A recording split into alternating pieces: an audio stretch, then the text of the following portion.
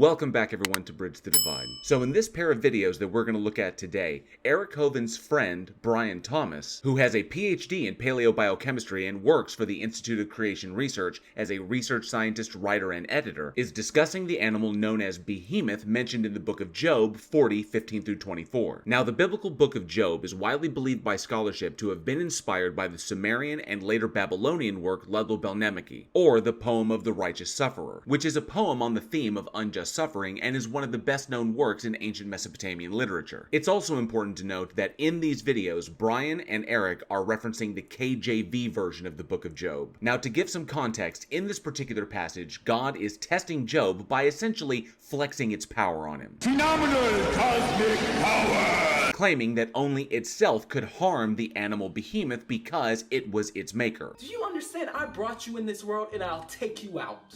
So, given this, God basically challenges Job that if Job thinks that he can do better than God, then he should just raise his right hand and do so. Which, when you think about it, is actually super weird because humble bragging to Job is ostensibly something that Job would never actually need to hear, given that the entire bet between God and the devil was over the fact that Job was supposedly God's most devout and loving servant. So the extent of God's powers would never really be something that Job would logically question. And this version of God is supposedly omniscient, so therefore it's logically entailed that the God itself would know infallibly that Job would never do that, so the entire passage just turns into God ego flexing all over its most faithful servant. But I digress. Let's check out how Bri himself here attempts to reconcile the text of the passage with the actual evidence that we have available to us. His strength is in his hips. It's all in the hips. Get off of me! Okay, power in his stomach muscles.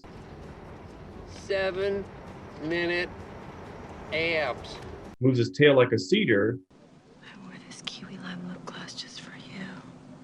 Sinews of his thighs are tightly knit. So we've got this tight bond and this prominent anatomical feature.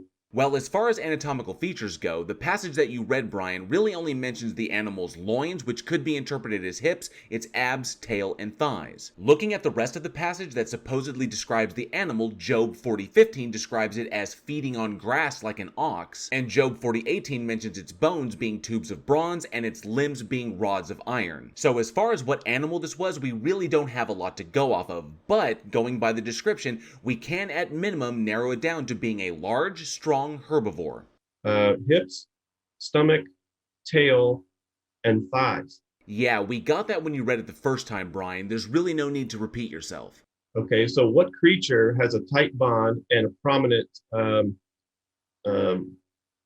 hip with prominent stomach muscles, tied to its tail, tied to its thigh? But there's a problem there, Brian, because what you just said is not what the passage says. Nowhere in the passage does it say or even imply that the creature's anatomy was all tied together the way you're describing, Brian. The passage is merely describing various anatomical features of the animal by analogizing them. Very similar to the parable of the blind men describing the parts of an elephant. If you're going to do an intellectually honest critical examination of the text, then you cannot add or subtract anything to or from the passage. Otherwise, you're just misinterpreting the passage in order to get to your predetermined conclusion. And it turns out that of the sauropods, so the brachiosaur, he's jacked up in the front, and then the diplodocus jacked up in the back. Okay. So, we have a real issue here. Brian specifically mentioned two sauropod dinosaurs, the Brachiosaurus and the Diplodocus. The problem, however, is this. While the anonymous author of the Book of Job has been determined by scholarship to have been an Israelite, and it's understood that the story of Job is set outside of Israel, likely in either southern Edom or northern Arabia, though the story does also mention places as far away as Mesopotamia and Egypt, the sauropods, Brachiosaurus and Diplodocus, did not live anywhere near any of these areas. And we know this because Brachiosaurus and Diplodocus fossils are found in the Morrison Formation in the western United States. Both of these animals were native to the area that we now identify as North America, so we can conclude from the direct evidence of the time periods and the locations on the planet that whatever the author of Job was describing was in fact not a sauropod fossil. So it had to be a living animal, and specifically it had to be a large grazing herbivore that the author themselves were aware of. So Diplodocus and the diplodocid dinosaurs really fit this description. So the Diplodocus, a particularly abundant sauropod and one of the most well understood dinosaurs, is estimated to have had a length in between 85 and 100 feet, and it tipped the scales at a whopping 12 to 14 metric tons. Needless to say, these were insanely massive animals, and they weren't even the largest sauropods to have ever existed. And to be perfectly honest, while the animal being described in Job does sound really big and strong, it certainly doesn't give off sauropod vibes. I mean, the recent discoveries that paleontologists have made by reconstructing and reanalyzing these bones, specifically of the diplodocids, reveals a lot of very specific, like precise connections to these passages. That is incorrect, Brian. The description we have in the book of Job doesn't come anywhere near the kinds of details that we can get using technology today. So any connection that you're drawing, Brian, between our modern discoveries and the ancient text would just be post hoc reasoning. For example, it was the highest point on its body was the hip. That's also incorrect, Brian. As evidenced by their well-understood anatomy, the front legs of the Diplodocus were only slightly shorter than its hind legs, which is what gave this sauropod a horizontal posture that was atypical of its sauropodian cousins. And this is further evidenced by the near horizontal posture and anatomical features of the head and neck of the animal. That is, if he lowers his head to drink and he lowers his tail, the highest point of the core of its body was the hip. While that may be the case with many quadruped animals that exist today, that was certainly not the case with Diplodocus. The very features of this animal's anatomy dispels that claim.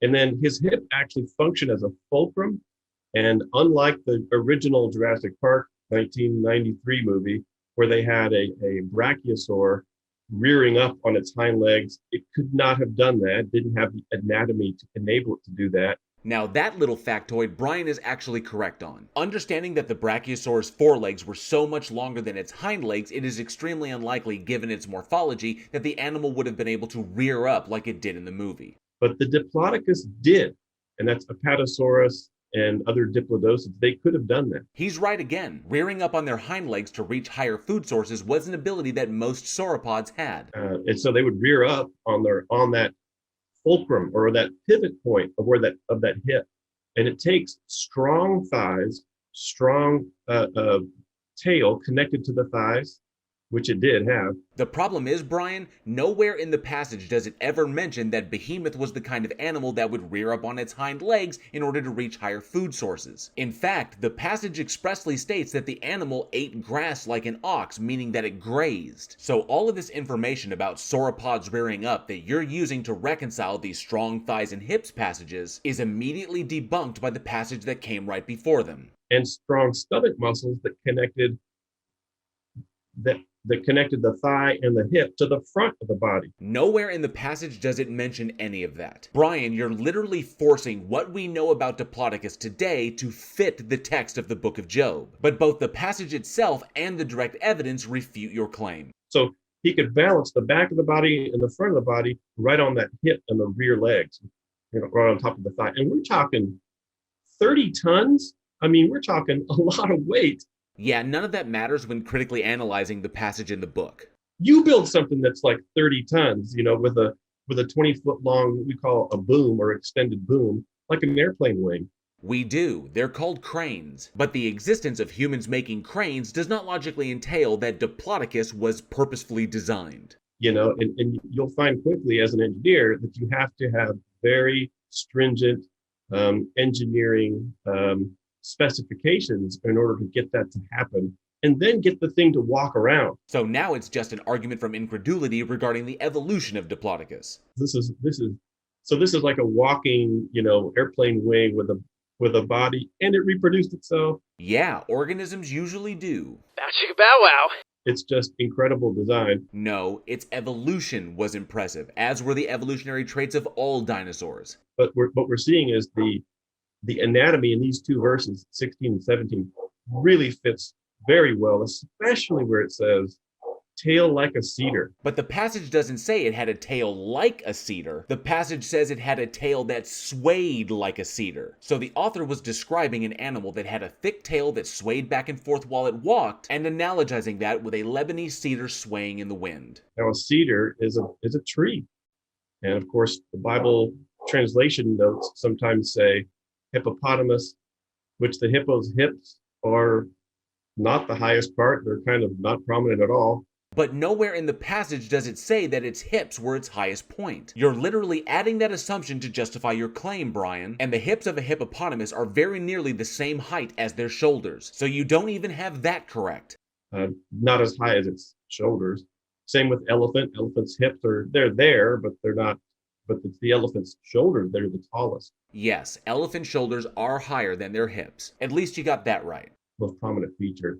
So this creature is tall in its hips, or at least prominent in its hips, or strong in its hips, and it has a tail like a tree. No, according to the passage, the animal had strong taut thighs, and its tail wasn't like a cedar, it swayed like a cedar. You've got to stop altering the passage in your attempts to justify your claim, Brian.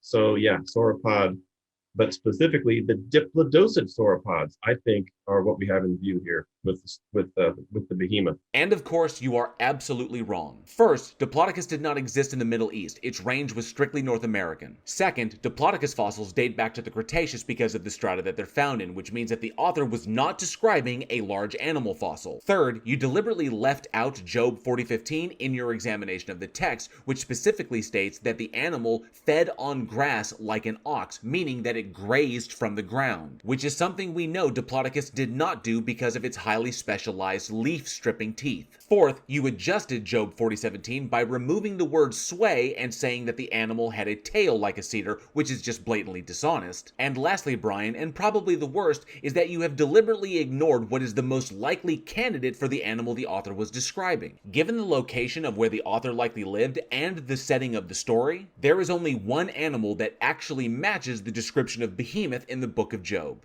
It was a large herbivore that grazed grass like an ox. It had well-developed and exceptionally strong hindquarters. It had an extremely taut and strong abdomen. Its tail was long and swayed back and forth when it walked. Its limbs were thick and strong and the bones quite dense, which is likely why they are analogized with rods of iron. And the passage about its bones being like a bronze tube, given that the author likely knows that bronze is softer than iron, we can determine that what the author was describing was not actually bone, but was likely keratin, which is softer than bone. And that would make sense because horns are made of keratin and are the only things on the animal that are hollow. Not to mention, this animal's historical range took it from China all the way through India, across the northern Arabian Peninsula, through Israel, into Egypt, and all the way through Europe, which indicates that the author would most certainly have seen this animal in their lifetime. And if you haven't guessed it already, that animal was an auroch, a wild cattle species that was one of the largest herbivores in the Holocene and was domesticated by humans around 8,000 years ago. Reaching a shoulder height of 71 inches and weighing in at around 3,100 pounds, the auroch was a massive animal, especially when compared to the average 5'2" to 5'6" height of Iron Age humans. The auroch was also a symbol of power, sexual potency, and prowess in the ancient religions of the Near East, which is likely why the powerful hindquarters of the animal are mentioned twice in the passage. Aurochs were depicted in cave paintings dating back to the Paleolithic, as well as being depicted in Neolithic petroglyphs, ancient Egyptian reliefs, and Bronze Age figurines.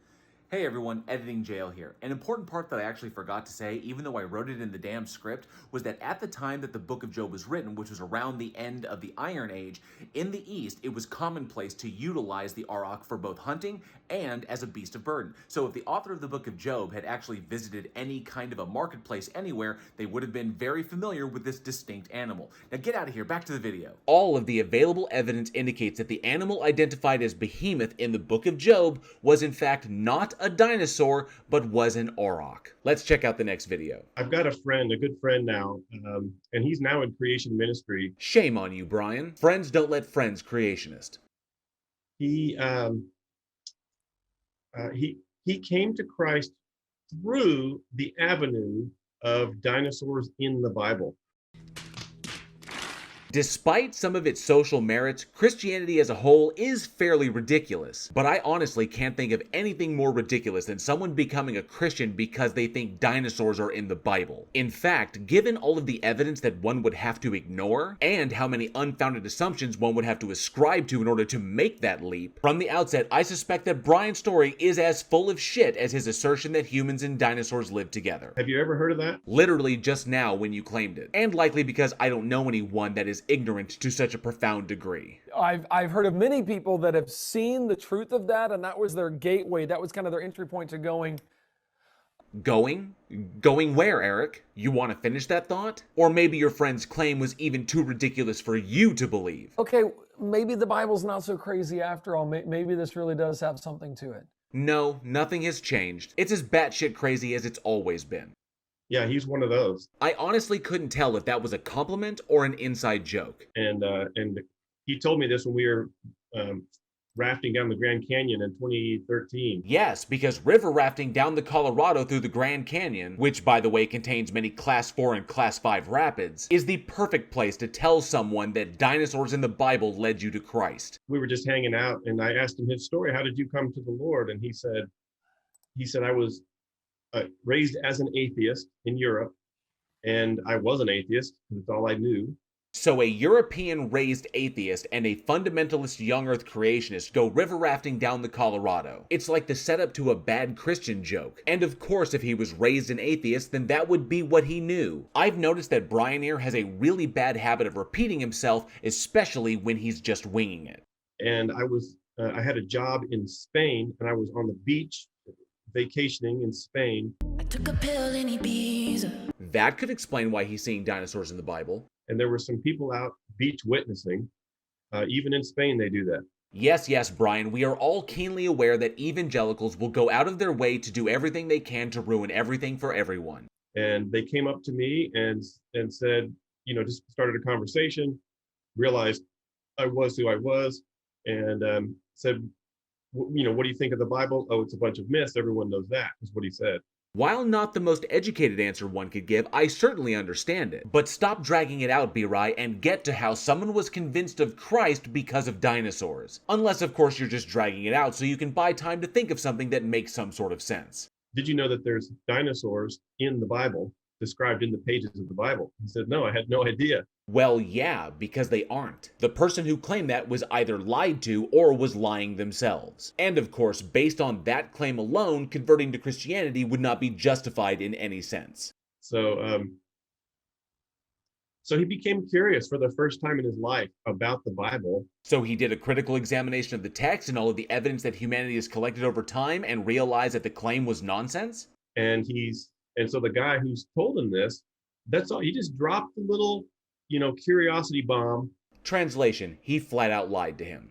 And said, if you want to learn more about this Bible, come to this meeting that we have. So he didn't do a critical examination of the claim. He literally went to a meeting where the claimant gave him more information to convince him. If the story is true, which I don't believe it is, then your friend doesn't sound all that bright. He went to the meeting because he wanted to know about the dinosaurs that were in the Bible as an atheist. That doesn't even make sense, Brian. If you want to know about dinosaurs, then you don't go to Christians making claims. You study paleontology and you go and talk to paleontologists. You know, that field that specializes in studying dinosaurs. And he went and he just got more and more curious.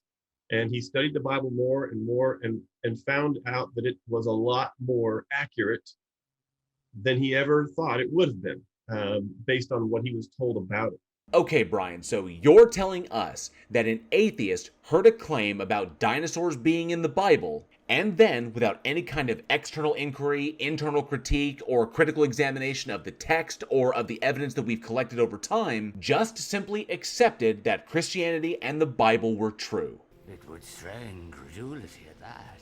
And gradually, and study after study, he went to this group repeatedly, and he came to Christ. And he said, this is true. Yeah, there is literally nothing that is believable about that story. Shame that these creationists have to break their God's laws in order to teach them. This stuff about me and my heart being sinful, I know that's actually true. Okay, that's an even more massive leap. To believe that the Bible makes references to dinosaurs, which by the way, Brian, don't think we didn't notice that you gave no verses to back up that claim. Then jumping to believing that the book of Romans is true without any inquiry whatsoever just demonstrates pure gullibility. And my atheist worldview has no way to process the truthfulness of my guilt and my felt need for salvation. That makes no sense at all, Brian. Exactly why would an atheist, someone unconvinced that a God exists, be convinced that they were guilty of anything, that they were in need of salvation, or even that a God itself exists just because some musty old book says so? I mean, by that logic alone, your friend would then have to accept that every single holy book ever written by human beings was credible in order to avoid special pleading. And while Brian here has been thoroughly debunked, sadly, the less educated of their followers will probably eat this stuff up, because validating Christians by selling their mythology right back to them has always been a bull market. A market which has in turn enabled Eric Hovind and his gaggle of grifters